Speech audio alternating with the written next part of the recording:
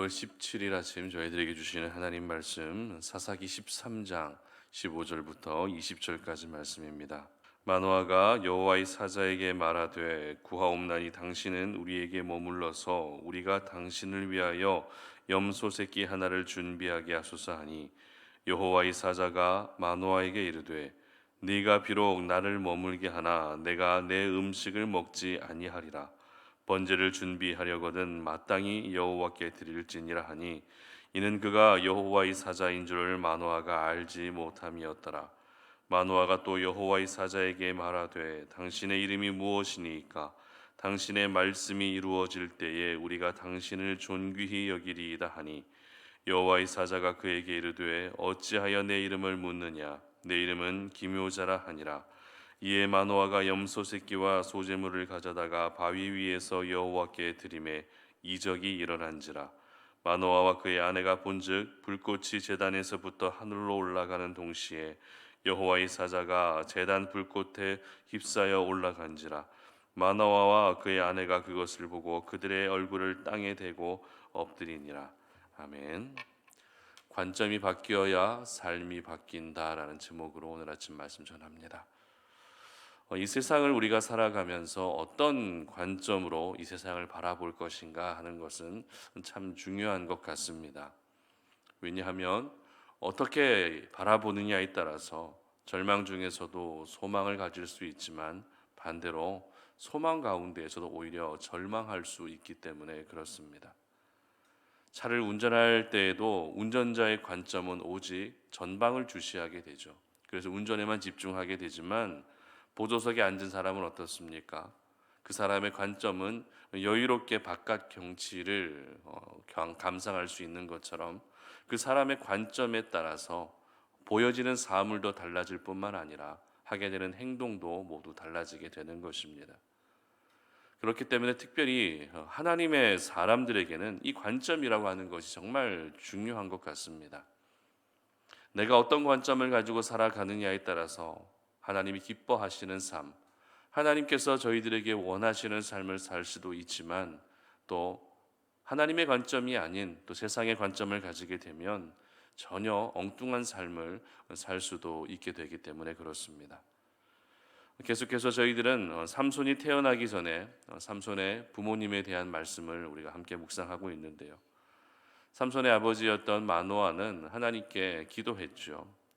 다시 나에게 나타나 주셔서 말씀해 달라고 기도했고요. 그렇게 하나님이 나타나셔서 앞으로 삼손을 어떻게 양육할 것인지, 어떻게 길러내야 할 것인지를 구체적으로 말씀해 주셨습니다. 지금까지 자녀가 없이 살았던 마노아의 가정에 하나님은 분명 굉장히 큰 기쁨의 약속을 가져다 주신 것입니다. 그런데 오늘 본문에서는 이렇게 기쁜 약속을 받았음에도 불구하고 이 아쉬움이 남는 마노아의 모습을 함께 보게 됩니다. 마노아는 약속을 받고 나서 그 약속을 전해 주었던 여호와의 사자에게 염소 새끼 한 마리를 준비할 수 있게 달라고 부탁을 드립니다. 사실 아들을 약속받은 마노아의 입장에서는 무언들 못하겠습니까?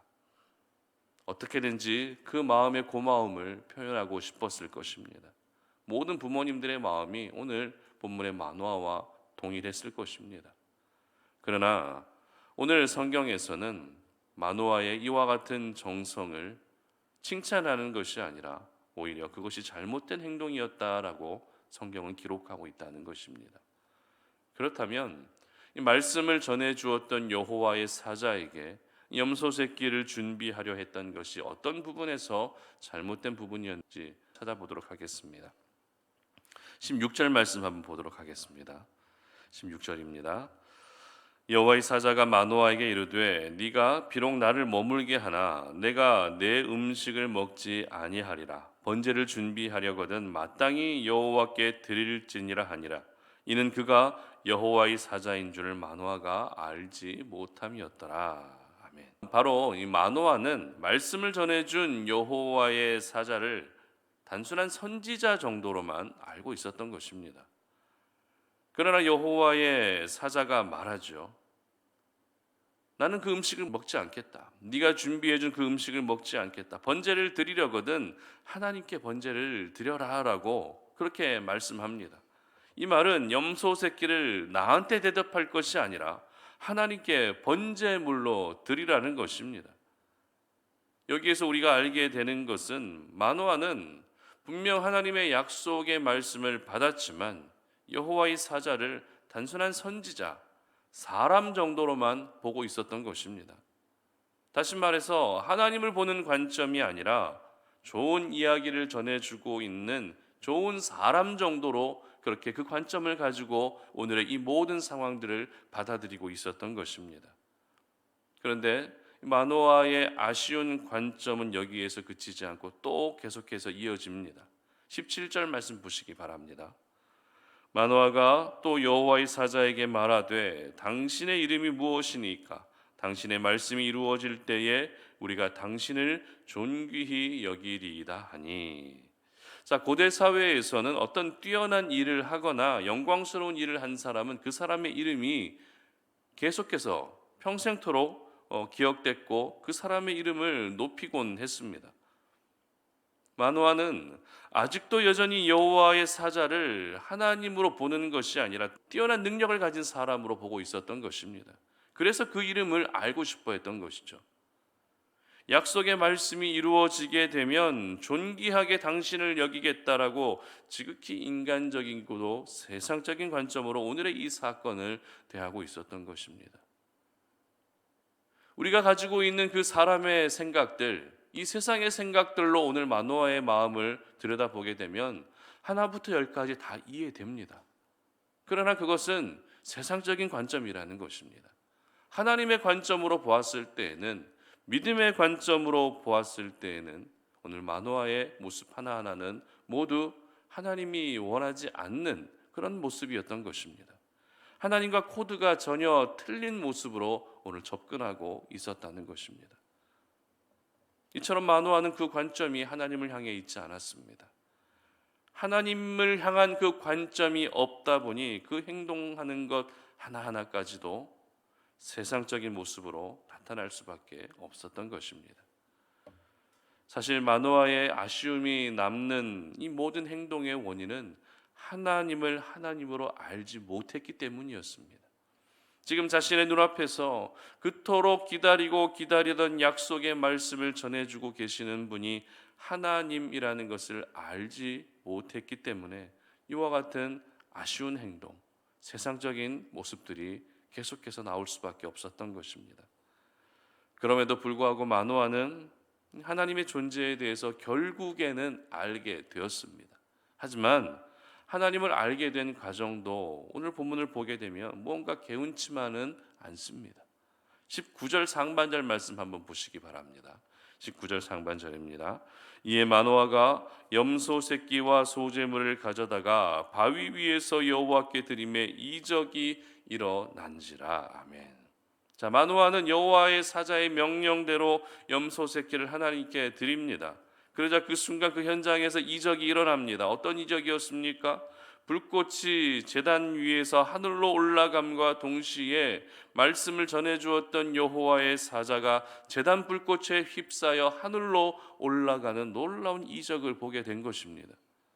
그리고 이 일을 통해 드디어 마노아가 여호와의 사자의 존재를 알게 된 것이죠. 아, 이분은 바로 하나님이셨구나. 나에게 말씀을 전해준 여호와의 사자, 그 사람은 선지자가 아니라 단순한 사람이 아니라 바로 하나님이시라는 하나님의 관점을 가질 수 있게 되었던 것입니다. 결과적으로 보게 되면 하나님을 하나님으로 알게 된 것이 참 다행스럽게 여겨집니다. 그러나 무엇을 계기로 하나님을 알게 되었다고요? 이적을 통해서 하나님을 알게 되었다는 것입니다. 이적을 봄으로써 그제서야 하나님을 하나님으로 알게 되었던 것이죠. 약속의 말씀을 받았지만 그 전까지만 해도 하나님의 말씀을 받았음에도 하나님을 알지 못했습니다. 하나님은 마노아에게 나타나셔서 그렇게 말씀을 전해 주실 때에 이 말씀을 듣고 분명한 믿음을 갖기를 원하셨을 것입니다. 물론 하나님도 이적을 통해서 일하십니다. 그리고 이적이 반드시 필요한 순간이 있습니다. 그래서 그 이적을 통해서도 믿음을 갖게 하십니다. 하지만 하나님은 이적을 보고 믿는 믿음보다 말씀을 통해 믿는 믿음을 마노아에게 더 원하셨던 것입니다. 그리고 오늘을 살아가는 저희들 역시 이적을 보고 믿는 믿음보다 말씀을 보고 믿는 믿음을 우리에게 원하신다는 사실을 여러분 모두 잊지 않으셨으면 좋겠습니다. 이처럼 오늘 마노아의 모습은 여러 부분에서 아쉬움이 남습니다. 그리고 마노아의 모습을 보면서 우리가 이 땅을 살아갈 때에 하나님의 관점을 가지고 살아가는 것이 얼마나 중요한 것인지를 다시 한번 깨닫게 됩니다. 저와 여러분이 가져야 할 관점은 세상적인 관점이 아닙니다. 인간적인 관점이 아닙니다. 여러분, 저와 여러분을 가리켜 왜 하나님의 사람이라고 이야기합니까? 바로 이 세상을 살아갈 때에 세상적인 관점이 아니라 하나님의 관점으로 살아야 하는 사람이기 때문에 하나님의 사람이라고 말하는 것입니다. 우리가 하나님의 사람임에도 불구하고 세상의 관점을 가지고 살게 되면 그 사람의 삶도 역시 세상적인 삶이 되고 마는 것입니다. 세상적인 관점은 세상적인 말과 세상적인 행동으로 그대로 나타나게 되는 것입니다. 그러나 하나님의 관점으로 살게 되면 우리는 당연히 하나님이 기뻐하시는 삶을 살게 되는 것입니다. 하나님이 저희들에게 원하시는 삶을 살 수밖에 없는 것입니다. 하나님에게 음식을 대접하는 어처구니 없는 행동은 하지 않는다는 것입니다. 그러므로 오늘 이 아침에 이 말씀을 통해서 우리 모두가 관점을 달리할 수 있었으면 좋겠습니다. 오늘을 살아가면서 어떤 사람을 만나고 어떤 일들을 겪고 그리고 내가 어떤 상황에 놓여져도 그 모든 것을 세상의 관점이 아니라 하나님의 관점으로 보고 또 하나님의 관점으로 해석할 수 있으셨으면 좋겠습니다.